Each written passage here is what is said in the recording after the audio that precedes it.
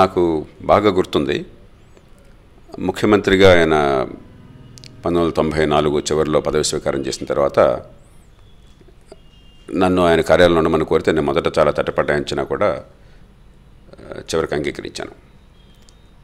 అక్కడికి వెళ్ళిన కొద్ది రోజుల్లో నన్ను ఇంటెలిజెన్స్ అధికారులు కలిసి చెప్పారు, ముఖ్యమంత్రి గారు కారు కొంచెం పాతది, సరిగ్గా నడవట్లేదు, దాన్ని పికప్ లేదు సరిగ్గాను. మరి ముఖ్యమంత్రి అనగానే అందులో అంత ప్రజాకర్షణ ఉన్న ముఖ్యమంత్రి అని చెప్పంటే భద్రత కోసం గట్టి ఏర్పాట్లు కావాలి, కొన్ని ప్రమాదాలు పొంచి ఉంటాయి.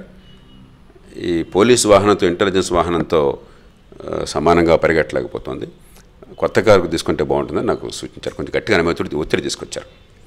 నేను ఆయన చెప్పాను. అప్పటికే ఆయన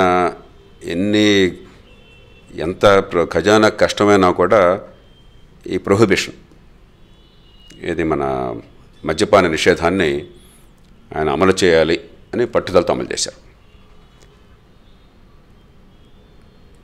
అలాంటి మనిషి, అంటే సమాజం బాగు కోసం ఆయన దృష్టిలో ఎన్ని వందల కోట్లు వేల కోట్లు పోయినా పర్వాలేదు అనుకున్నట్టు మనిషి ఆ రోజుల్లో అంబాసిడర్ కారు ముఖ్యమంత్రి గారు కొనాలంటే డీలక్స్ కారు కొన్నా కూడా 3.5-4 లక్షలు అయి ఉండేది. 4 లక్షల రూపాయలతో కారు కొనాలని చెప్పంటే ఎందుకులండి చెప్పారు, డబ్బులు వేస్ట్, రిపేర్ చేస్తే సరిపోతుంది కదా అని చెప్పన్నారు. ఆ పాత కారుతోనే నడిపేశారు. రిపేర్ చేయించామనేది కూడా నాకు గుర్తులేదు.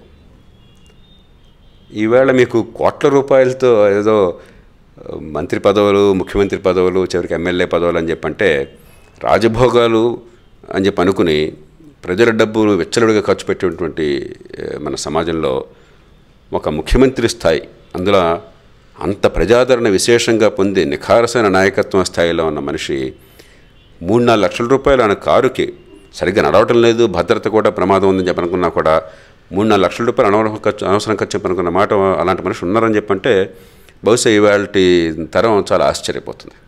నిజంగా జరిగిన సంఘటన. అదే మనిషి రాష్ట్రంలో డిస్టిలరీని కూడా మూసేయాలా వద్దా అని చాలా చర్చ వచ్చింది. ప్రొహిబిషన్ ఎట్లాగో పెట్టాము, కానీ రాష్ట్రంలో ఈ షుగర్ ఫ్యాక్టరీలో డిస్టిలరీస్, ఎందుకంటే మనకి షుగర్ నుంచి మొలాసెస్ నుంచే, ఈ చక్కెర ఫ్యాక్టరీలో మొలాసెస్ నుంచే మనకి మద్యం ఉత్పత్తి అవుతుంది. కాబట్టి డిస్టిలరీస్ని మూసేయాలా వద్దా అని చెప్పాను.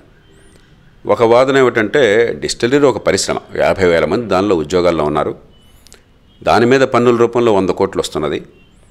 అది పరిశ్రమలకి మీకు ఈ ఆల్కహాల్ అవసరము, ఇండస్ట్రియల్ ఆల్కహాల్ అవసరము. ఇతర రాష్ట్రాలకు కావాల్సిన మద్యాన్ని సప్లై చేయడం కానీ ఇండస్ట్రియల్ ఆల్కహాల్ చేయడం కానీ దానిలో ఏ తప్పు లేదు. మన రాష్ట్రంలో మన ప్రజలు తాగకూడదని చెప్పి అనుకున్నాం, దానికి మద్యపానం నిషేధించాం, మంచో చెడో విధానం చేపట్టాం. కానీ రాష్ట్రంలో పరిశ్రమ మూసేయక్కర్లేదు, ఆ వచ్చే 100-150 కోట్ల రూపాయలు పన్ను డబ్బులు పోవక్కర్లేదు, 50,000 మంది ఉపాధి పోనక్కర్లేదని చెప్పని ఒక వాదన. మరో వాదనేమో మద్యపానం నిషేధిస్తే మరి మద్యం తయారైన ఎట్లా మన రాష్ట్రంలో మనం అనుమతిస్తామన్నది మరో వాదన.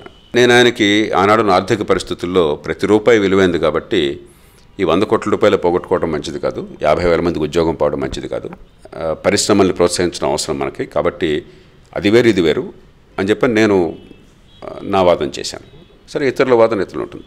ఒకరోజు సాయంత్రం నాకు బాగా గుర్తుంది, చివరికి ఆ ఫైల్ సంతకం కోసం వచ్చింది. కొన్ని కీలకమైన అంశాల్లో 4-5 సార్లు చర్చ జరిగేవి, ఒక 15 రోజులు పట్టేది.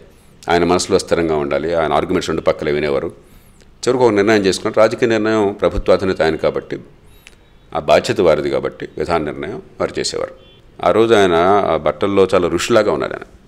ఆయన ఫైల్ తీసుకుని పోయింది జయప్రకాష్ గారు, 1000 కోట్ల రూపాయలు మనం ప్రొహిబిషన్లో వదిలేసాం, ఈ ప్రజల బాగు కోసం ఈ రాష్ట్రంలో మద్యం అందకుండా ఉండటం కోసం 100 కోట్లు పోయింది, పోనండి సంతకం పెట్టేశారు. అంటే తన సొంత భద్రత కోసం 3-4 లక్షలు ఖర్చు పెట్టాలని చెప్పంటే దానికి తటపాటించిన మనిషి తన దృష్టిలో ప్రజల సంక్షేమానికి పనికొస్తుంది అనుకుంటే ఏదైనా లెక్కలేదు. ఈ రెండు ఒకే మనిషిలో ఉండటం చాలా అరుదైనటువంటి